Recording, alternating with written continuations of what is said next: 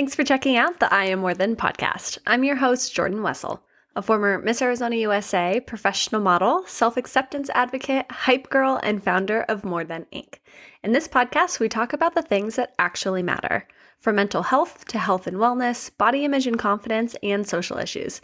We're here to uplift, educate, inspire, and grow together. Each week, we'll feature a unique and incredible woman to share her story of how she's so much more than whatever you may know her as. We'll laugh, cry, and feel inspired in every episode, and trust me, there's no topic off limits. Whether you're commuting, working, or enjoying a glass of wine, we're so honored to have you here, and I'm excited to welcome you to the More Than movement. We're just getting started.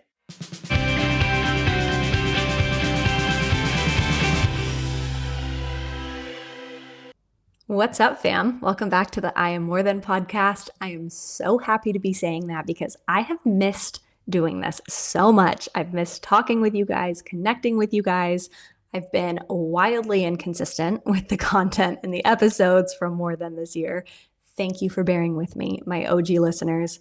You guys have been such an amazing support system. You have re-listened to past episodes. You keep sharing them, leaving rates and reviews, engaging with us on Instagram. It means so much. So this episode is really for you guys because you already know me. You know my heart. You kind of know the season of life that I'm in. So I just want to be able to just have some real talk with you guys. If you're listening for the first time, what's up? I'm Jordan. I'm excited to have you here. This episode style is going to be a little different than what we typically do. Normally we have some amazing guests on. You can find amazing inspiration, motivation. You can learn, you can laugh, you can cry. We're going to have a little bit of that this time, but it's more just having some girl talk with one of your close friends, not one of your acquaintances, your close friends about the things that are happening behind the scenes. So I just poured myself a glass of wine. I'm sitting in a quiet house and I am just excited to just chat with you guys. So something that I do every year before my birthday is I like to sit and go through what I call reflections and lessons through the year. As I'm recording this, it's September 9th. My birthday's September 10th. I'm going to be 29 years old, which is crazy. The last year in my 20s. I still can't believe it. I feel like a child. But every year I try and create like a word for the year. I set goals. I set habits that I want to have, routines that I want to have. I write down things I want to cut out. I just write it all down. It's just me, myself, and I in my journal. Well, instead of only doing that this year, I decided why not pick up my microphone and just talk to our community along with a bunch of strangers and just let them in on the realness and the rawness of my life. So exactly what I'm doing, always keeping it interesting here. It's been a wild year. It's been a fun year. It's been an exciting year. It's been a year full of changes. And even though it's all been really exciting, good stuff, I found myself in a lot of ways feeling super overwhelmed and just torn in so many different directions. And sometimes when I feel like that and I'm so overstimulated, I either do one of two things. I do everything at one time and it's all half-assed, or I retreat and I do nothing and I get overwhelmed and I try and calm my anxiety, and then I slowly but surely just get back to some normalcy. So we've had a little bit of both throughout this year. There's been a lot of exciting things that I've been working on for More Than, but it felt like if I wasn't delivering it to you guys with 100% of me, I didn't even want to put it out because I'm an all or nothing kind of girl. I also think you should release the real stuff, the raw stuff, the imperfect stuff. But there has to be a balance. And if I wasn't proud of what I was putting out, I wasn't going to put it out. So there's been a halt on a lot of More Than stuff, but don't worry. After the wedding later this year, we have a new website coming out, a new merch, a lot of collaborations coming up. We have a really exciting blog post that's going to be coming out, which I can't wait for that. And a new season of the I Am More Than podcast with a bunch of amazing guests. So that's really what's been going on with More Than. But this episode's going to be a lot more of what's been going on behind the scenes in my personal life. the lessons that I've learned throughout this year because it's been such a year of growth. I love growth. I love evolving, but at the same time, I get really frustrated when I feel like I've done as much growing as I want to do. I think a lot of you can relate to that. It's like, okay, I've learned the lessons, I've done the work, like I'm done working. I just want to like coast for a little bit. And this year, I really had to do a lot of deep diving and work on myself. I'm glad I did, now being on the other end, but I'll be honest, it wasn't always pretty in the middle of it. So let me give you some context, shall we? Like I said, a lot has changed, a lot has happened this year. We moved in, and when I say we, my fiance Brendan and I got engaged in December of 2020. We lived in Arizona with my mom throughout the pandemic, waiting to go back to New York, and then made the wild decision, instead of going to New York, to go to Austin, Texas. Basically the same thing, right? Yeah, no, not at all. But we have a lot of family out here. And so it felt like, even though it was earlier than we thought we would, going into this next chapter of life, we wanted to have some space. We wanted to plant roots for the first time. So we bought a house in Austin, Texas. We moved in December. And a lot of the end of last year, beginning of this year, was just trying to make this house a home. That was my main priority. So everything else kind of got put on the back burner. I really wanted to feel settled going into work, settled going into wedding planning. And it's funny because I'm constantly chasing this like settled feeling, and I never quite get there. So I'm kind of setting myself up for failure there. It's been interesting going through this chapter of wedding planning because it's so different than I thought it was going to be. Brendan and I were engaged, or we were dating for 6 years before we got engaged. So I had seen a lot of my friends, a lot of acquaintances, a lot of people that I follow on social media get engaged and get married, and it looked like nothing but sunshine and rainbows. And I was so naive going into this chapter in my life, really thinking that it was just going to be nothing but fun. We were going to be drinking champagne, planning the wedding, all of our friends and family get together. Everyone's going to be excited. Like, even as I talk about it now, I sound very unrealistic. I realize that. You don't have to check me. But I, for whatever reason, just kind of assumed that all of normal life just kind of stops and it's just an exciting chapter. And that has not been our reality. A lot of our friends and our family and the people close to us have had really difficult things that they've been going through during this time. And in the beginning of wedding planning, I felt really guilty trying to celebrate our love, celebrate this next chapter in the midst of so much hurt and heartbreak in the people that I love's lives.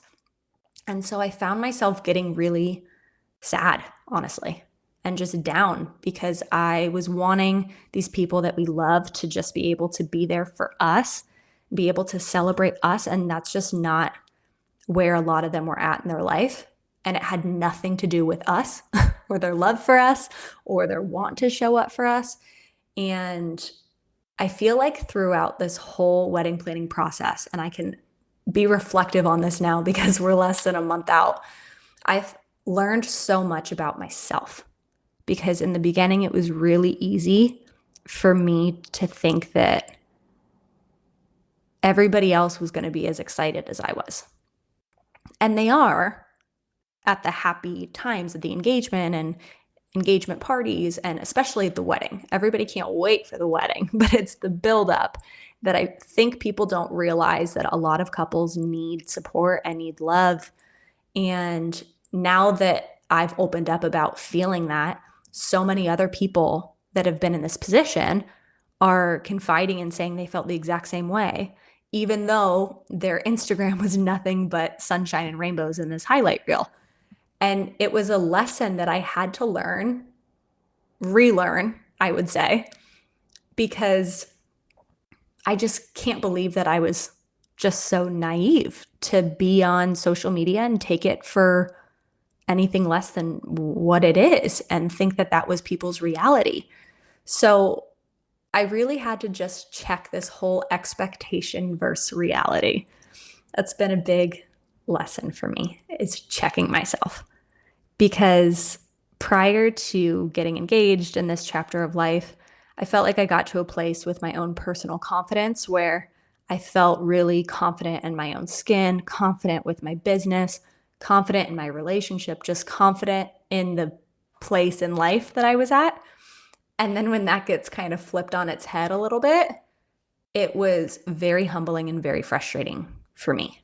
And I had to, again, a lot of these lessons are relearning and reflections, but I had to relearn the fact that confidence is a journey and not a destination. It's so cheesy, but that's really the best way to say it, because as life changes, as situation changes, as relationships change, as life goes on, it's going to present new challenges and it's going to shake your confidence in some ways.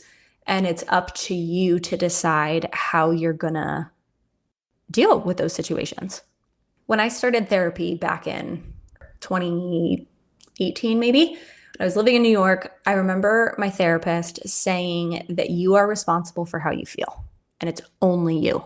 You cannot place your happiness in your relationship, in your friendships, in other people, in your work.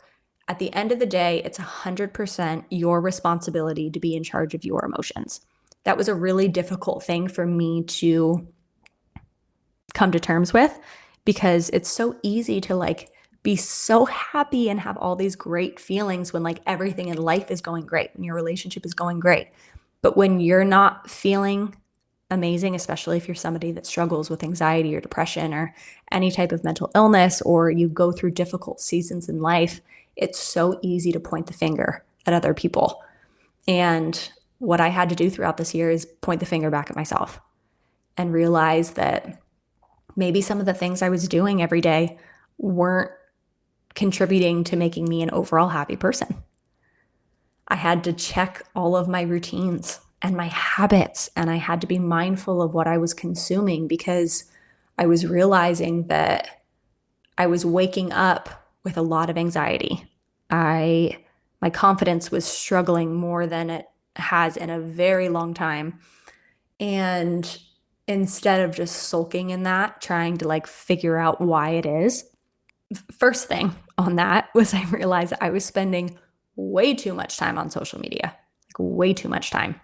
And when I was scrolling and discovering new people or checking in with friends or social media friends, I was leaving Instagram particularly just feeling not great. And it went on like this for weeks, if not months. And once I realized it and limited it, which you probably haven't noticed, but if you have, I've been very distant from Instagram throughout this year, especially on my personal page, and a little bit with More Than, just because I wasn't feeling great with the stuff that I was consuming. And I needed to just focus more on actual life and actual feelings and work on myself behind the screen. To now, I can confidently say that what I do show on social media and what I'll show on this podcast is just me, and I can leave it feeling good. I can take social media for what it is, and that's a highlight reel. So I don't know who needs to hear that, if you can relate to that on any way, but it's okay to realize when something is not serving you and putting that on pause, even if it's a positive thing.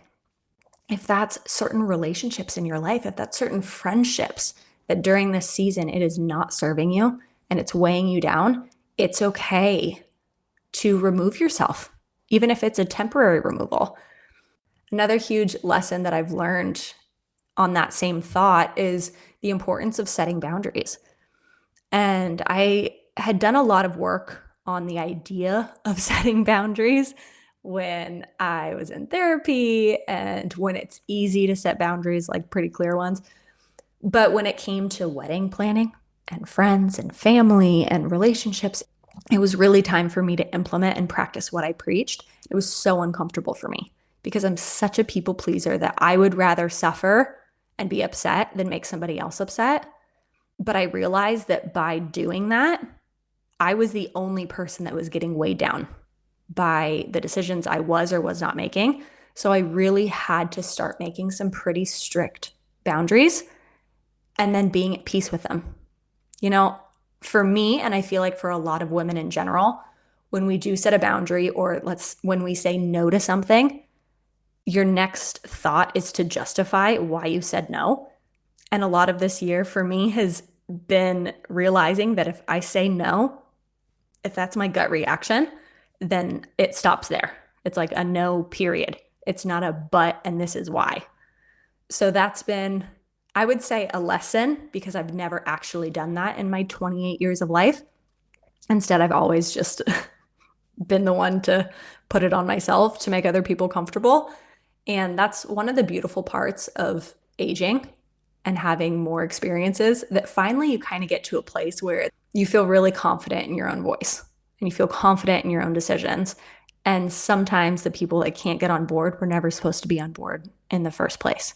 So if you're in a season right now where you're really wanting to set boundaries, where you're struggling with it, if you are a people pleaser, I highly encourage you to do some work and figure out why that is, and then stop the cycle. It's been so freeing for me. So freeing, because I can spend that mental energy on things that matter instead of being weighed down by things that I have a negative feeling attached to them. I feel like our intuition and our gut reactions are so powerful, especially women. When we try and ignore them, it's like the same lesson is being taught to us. We're just not listening.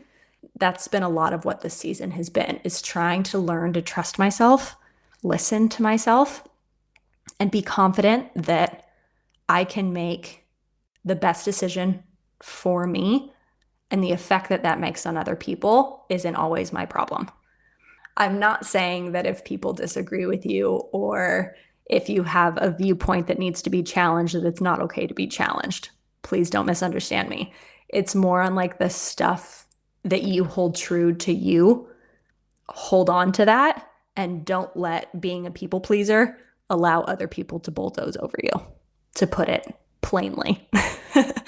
As I mentioned, confidence has been something that I've really struggled with this year, which has been so frustrating for me, but something that I've really had to be mindful of and to make some changes in my life so that I can get back to feeling like the most confident version of myself. And again, I'm recording this after doing months and months of work through it. So I can only share with you guys the things that have really helped me. A really big thing has been my morning routine, which it sounds so simple, but it holds so much weight that I realized towards the beginning of the year, I was waking up and I was getting on my phone right away. I was responding to texts, emails, looking at social media, turning on the news, letting so many external factors dictate how I started my day, and then was wondering why I was so reactive all day. So over the past, I'd say like 6-ish months, I have such a strict morning routine that like Brendan can attest. If I don't do this very specific routine, I'm not the most pleasant person for the day. So he just allows me my space. So when I wake up, my phone is on Do Not Disturb. I will go and make myself a latte, go sit in our sitting room. I read my Bible app. I do a devotional. I do a meditation. I journal. And I just have about 30 to 45 minutes of just quiet, collecting myself. And then I go into my day. And then it's all answer emails, anything that needs to be done. I get ready. I go to the gym. When I come home, I shower. I start my day. Then I can be of service to other people. Then I can fulfill whatever tasks need to be done that day. But I realized that when I was starting my day by trying to accomplish those things on my to-do list right away, it was just throwing me off in such a huge way. So the importance of a morning routine, I cannot stress enough. Whatever that looks like for you, just find something that makes you feel good and stick to it. I have encouraged morning routines to basically everybody in my life and realized that it's really difficult to make a habit, especially if it's not something you've done before. So I was looking into this a little bit, and I've been listening to the Ed Milet podcast. I absolutely love Ed Milet. He's amazing. And he was talking about the fact that when you start a habit, it takes 30 days for it to actually become a habit. So if you have to force yourself to do something positive for yourself every day for 30 days, suddenly it's just going to become a habit. But if you never start it, or if you're inconsistent with it, it's never going to actually stick. That's why I think so many people go back and forth with workout routines or sleep schedules or eating or yo-yo dieting or whatever it is for you. So I highly encourage you, if that's something that you've been wanting in your life, just start, just do it. Figure out what works for you, trial and error, and pretty soon you'll realize that you're dictating your day in the way that you want to. That's been huge for me this year. And since we're on the topic of Ed Milet, I love him so much. One of the things that he said in one of his podcasts that has stuck with me for years is that you build confidence by keeping the promises that you make to yourself. So as I'm looking at my journal from last year, right before my birthday, there was a couple promises on there. A lot of them were fulfilled. Some of them weren't. And quite frankly, the ones that weren't, I would probably be in a better place if I had kept those to myself. There's so much power in just doing the things that you said you're going to do. Another part of that is actually writing things down that are important to you, whether that's writing down your goals, your to-do list, your affirmations. Having something that you can look at and refer back to is so powerful. Just trust me on this one. Try it out and you'll see exactly what I'm talking about. A big reason why this year has been challenging for me too is because as I'm going into the last year of my 20s, I can't help but think how I went into my 20s. When I was 19, I had just lost 55 pounds. I've competed in a fitness competition. I won Miss Arizona USA. I had just gotten signed by a modeling agency. Like, life was in a really exciting place, but a lot of the habits and the things that I was doing to myself were really detrimental. And I had to deal with the consequences of those actions for much of my 20s. I had metabolic damage. I had a lot of undealt with trauma that I had to be in therapy 7 years later dealing with. I just wasn't mindful. And I think that's for anybody going into your 20s. Like, you're really not mindful of looking at the bigger picture of things. You're kind of just doing things for instant gratification. And now going into the season of being a bride at 29 and the pressure of this toxic wedding culture to look the best you've ever looked, this pressure to diet, exercise like crazy, almost have this transformation for your wedding day is real. I've felt it in my own life by very well-intentioned people, my friends, my family that don't even realize they're doing it. But probably because I'm so aware of what my triggers are, I pick up on it. And it's created a lot of pressure that I've had to be so mindful about not going down a dark path, to be honest, about not over-exercising and about not being obsessive about what I'm consuming, about still living and being gracious with myself and taking care of myself from the inside out. So this year I really had to find a workout routine that was something that I was looking forward to, because I used to work out to basically punish myself and because I had to do it and it was something that I would dread. I was listening to the Skinny Confidential, him and her podcast, my favorite podcast ever, and they had this incredible woman named Marion. She was talking about her weight loss journey, how she deals with depression and anxiety, and her story just resonated with me a lot. And come to find out, she had this app called the Slay app, and she focused a lot on weightlifting, which is something that I haven't done since I did fitness competition forever ago.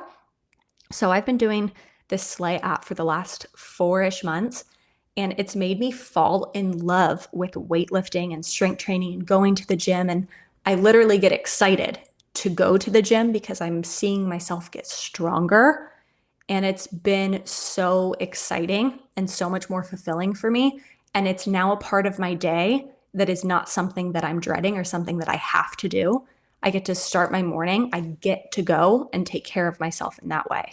I think rewiring the way that I was thinking about exercise has been so helpful to me. So finding something for you that is something you look forward to, something that you enjoy, is huge. If you're somebody that's just punishing yourself in the gym or restricting yourself with toxic eating patterns or whatever it is, I just want to remind you that you don't have to live that way. I lived that way for a very long time. And just having freedom and trusting yourself and creating healthy habits that are sustainable, workout routines that you like, creating recipes and meals and snacks and a lifestyle that you like and enjoy and that you can stick with is so important. I think for me, the focus has been so much more on how I feel opposed to how I look. I still have those days where I get super hard on myself.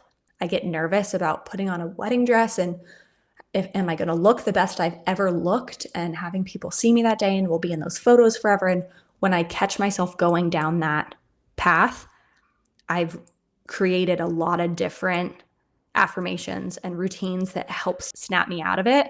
But if you're somebody in that position too, I highly recommend checking out The Real Pod with Victoria Garrick. So many of her episodes have really helped me. Just her content in general helps me out a lot. I really love listening to her. I think it's important to be able to really filter what we're consuming too, whether that's social media, whether that's the news, whether that's relationships that you have in your life that maybe aren't as fulfilling, or conversations that aren't fulfilling for you. Really just trying to break down what you're consuming on a day-to-day basis and make sure you're bringing in as much goodness as you can is really, really helpful. It helps me stay in a good headspace, and overall, it just helps me be a happier and more fulfilled person. Now that I've spent so much time being so mindful, it's almost like second nature to me. So if anything that I'm saying is resonating with you, maybe just be more mindful, write down the things that aren't serving you and maybe remove them from your life for a little bit. And then when you feel like you're in a better place, reintroduce them and see if it feels good. As I've been talking, going into year 29, the word for this upcoming year is going to be refocus, because of all the exciting and wonderful things that are coming up, all of the wedding planning journey that I've been on. It's going to be coming to an end here in about a month. I'm so excited for the wedding day, but I'm also really excited to just refocus on my business and refocus on life outside, and going into my last year in my 20s, just feeling like my priorities are in the right place. So I'm actually really looking forward to just getting back to work, hitting the ground running, bringing out more merch to you guys, and just enjoying this new chapter of my life. But I know I've been rambling a little bit, but if any of these just reflections and lessons and anything that I've said have hit home with you, then I guess I'm doing my job. I hope you guys got to just finish a nice little glass of wine, just like I did. It's a Friday, so I might go pour another. And the next time you guys will be hearing from me, I will be a wife. And I'm so excited. So if you want to keep up with all the exciting things that are happening over the next month, just follow me on Instagram. We'll be posting back on the More Than page when I get back from my honeymoon towards the end of October. Excited to reconnect with you guys. I've missed you. I hope you enjoyed this episode, and I'll see you soon. If you're loving the I Am More Than podcast, please take a moment to subscribe, rate, and review. It helps us so much. And if you haven't already, follow us on Insta at More Than Inc. for all things inspo, More Than merch, and soon we'll be posting info about our in-person meetups. We're so thankful to have you part of this community and are always here to remind you that you are so much more than.